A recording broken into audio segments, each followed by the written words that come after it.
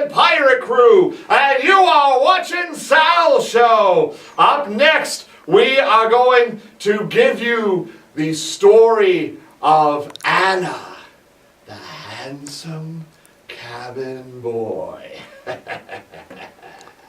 Let's enjoy the video!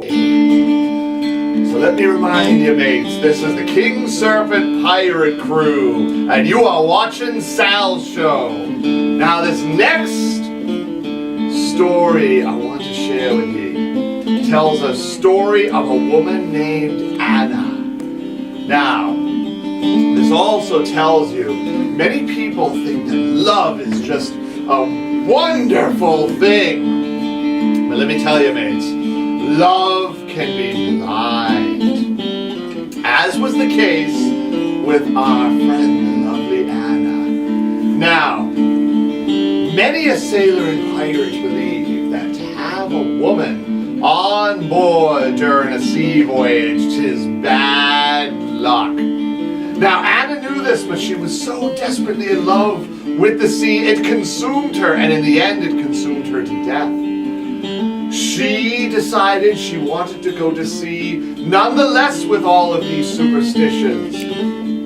To do so, she purchased a boy's sailor suit and cut her beautiful long black hair nice and short. And she managed to fool everybody by enlisting with a well-known pirate captain.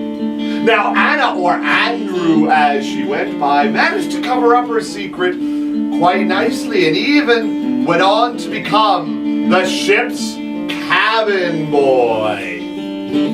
But one night, during a fierce storm, with rain and hail, thunder and lightning, pushing and splashing against the ship, there is poor young Anna, struggling to keep a tray of food afloat for the captain.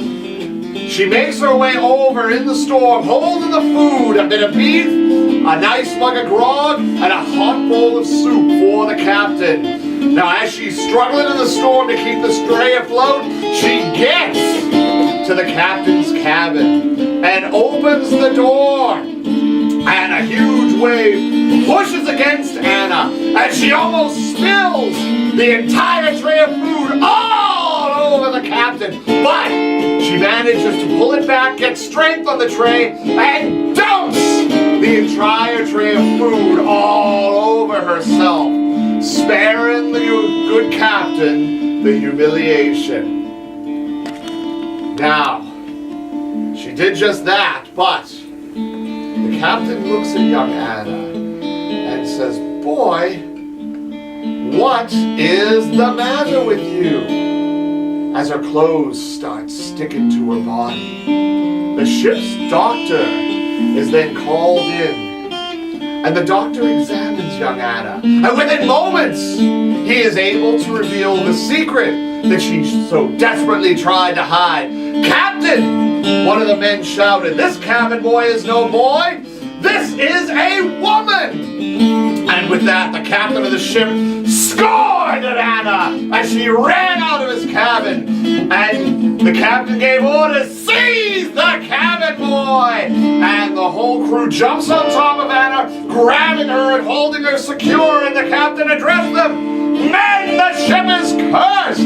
This cabin boy is no boy, this is a woman! Send her to the Dutchman!" And they pick up the struggling body of Anna. No!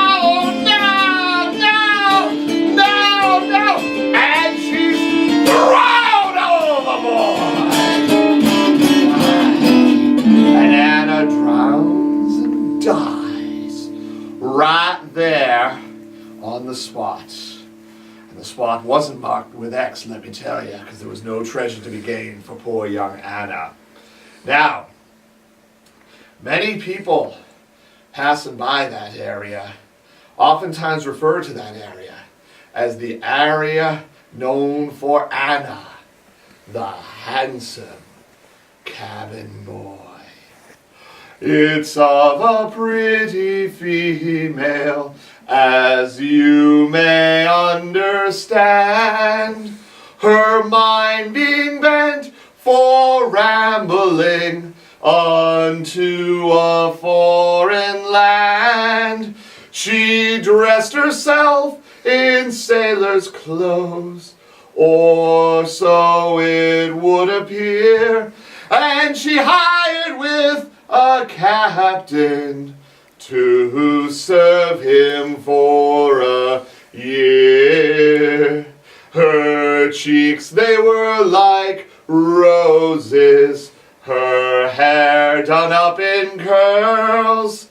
The sailors often smiled and said, he looks just like a girl. But one night during a fierce great storm, her secret was destroyed, and the Dutchman was the fate for her, the handsome cabin boy.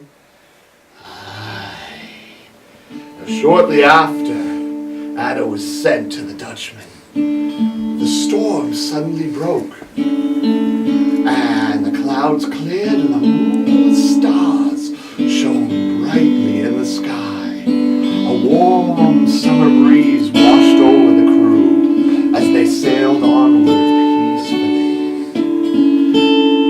Now, the next 3 days brought good fortune to the captain and crew. They arrived at 3 different islands within 3 days, and each island was loaded with treasure of all sorts, gold, jewels, emeralds, and riches of all sorts. As they departed the island of the third eve, the captain made a speech and addressed the crew. Men, I'm very proud of you all. Our good fortune is due to ye all acting quickly when given orders to send our stowaway to the Dutchman. And with that, a huge celebration broke out with song, dance, food, and enough grog to last the whole evening, and the merriment would last all night long. Now, the next day, the ship sailed onward, and at the course and speed they were heading, they should have been ported by dusk. However, dusk rolled around, and nothing in the ocean looked familiar. No ships, no ports, nothing, just open sea as far as they could all see. Now they checked the maps and charts and compasses, directions of the wind, all was on course. Aye, but you see, nothing looked familiar, and they just sailed onward, and onward, and onward, day after day, week after week, month after month, the ship sailed. And very slowly, many of the crew started to become driven insane by the heat and the hot sun. And slowly the provisions would wear out. The food was gone, the water, even the rum. And they continued to be driven insane. And the ship would just sail onward and onward.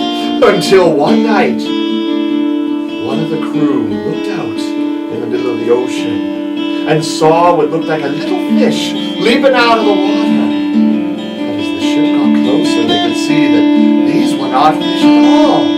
They had what looked like human formations on their bodies. Captain, one of the men shouted, there be mermaids in these waters. Yes, mermaids. Dozens approached and surrounded the ship, looking at each member of the crew. And the crew were entranced by the incredible beauty of the little mermaids. Each one looked through each one of the crew with their sultry dance, their sweet song, and their incredible beauty. None of the crew could resist the mermaids' hypnotizing awe. Hypnotizing awe.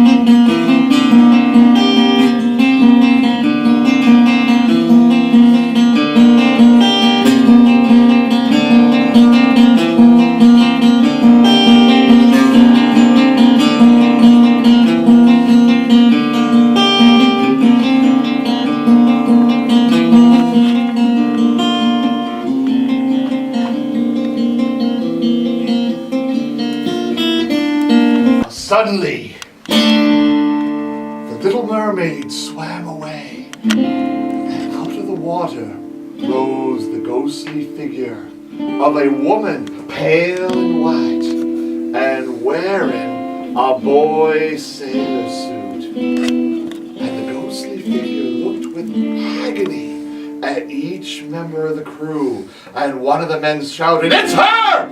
It's the ghost of the woman we sent to the Dutchman! It's her!"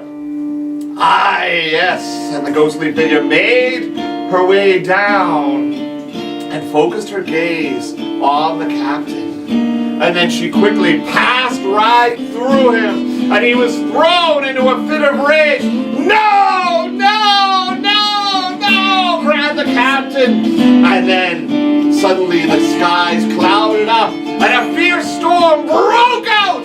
Thunder, lightning, rain, and hail, waves pushing and splashing against the ship. The captain is writhing in agony. "No, no, no! We are doomed!" the men shouted. "Abandon ship! Abandon ship!" As they made their way to the lifeboats, but it was no use. The storm struck the lifeboats and ripped them to shreds, trapping the crew aboard the ship. And as the ship was being ripped apart, they could hear the sound of female laughter. "Ha ha ha ha!